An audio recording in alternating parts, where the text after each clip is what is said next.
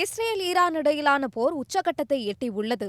சனிக்கிழமை இரவு ஈரான் நடத்திய மிக கடுமையான ஏவுகணை தாக்குதலில் இஸ்ரேல் நிலைகுலைந்து போயுள்ளது. தெற்கு இஸ்ரேலில் உள்ள அரத் மற்றும் திமோனா ஆகிய முக்கிய நகரங்களை குறிவைத்து ஈரான் வீசிய ஏவுகணைகள் குடியிருப்பு பகுதிகளில் விழுந்து வெடித்ததில் 100க்கும் மேற்பட்ட பொதுமக்கள் படுகாயமடைந்துள்ளனர். இவர்களில் சிறுவர்களும் அடக்கம் என்பதுதான் நெஞ்சை பதறவைக்கும் செய்தியாக உள்ளது.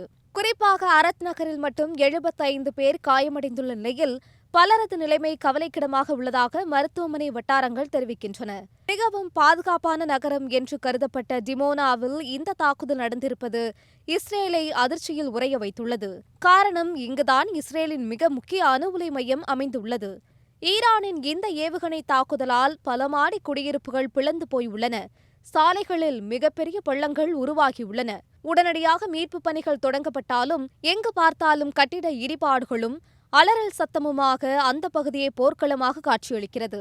சுமார் 150 குடும்பங்கள் பாதுகாப்பான இடங்களுக்கு அவசரமாக வெளியேற்றப்பட்டுள்ளனர். இங்கு கவனிக்க வேண்டிய மிக முக்கியமான விஷயம் இஸ்ரேலின் வான் பாதுகாப்பு அமைப்பின் தோல்வி.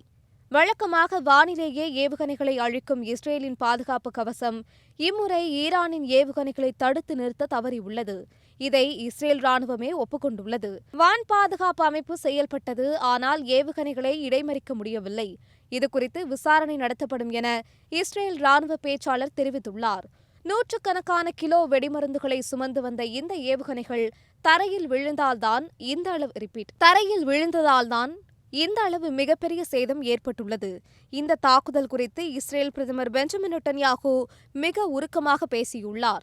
இது எங்கள் எதிர்காலத்திற்கான போர், இது மிக கடினமான ஒரு இரவு என்று அவர் குறிப்பிட்டுள்ளார். மேலும் எதிரிகளை சும்மாவிடப் போவதில்லை என்றும் அனைத்து முனைகளிலும் தாக்குதல் தொடரும் என்றும் அவர் சூளுரைத்துள்ளார். மறுபுறம் ஈரானின் நடான்ஸ் அணு உலை மீது இஸ்ரேல் நடத்திய தாக்குதலுக்கு இதுதான் தக்க பதிலடி என ஈரான் அரசு தொலைக்காட்சி செய்தி வெளியிட்டுள்ளது. ஒரு பக்கம் காயமடைந்த மக்களின் கதறல், மறுபக்கம் தலைவர்களின் போர் முழக்கம் என மத்திய கிழக்கு நாடுகள் மீண்டும் ஒரு மிகப்பெரிய இரத்த சரித்திரத்தை நோக்கி நகர்ந்து கொண்டிருக்கின்றன.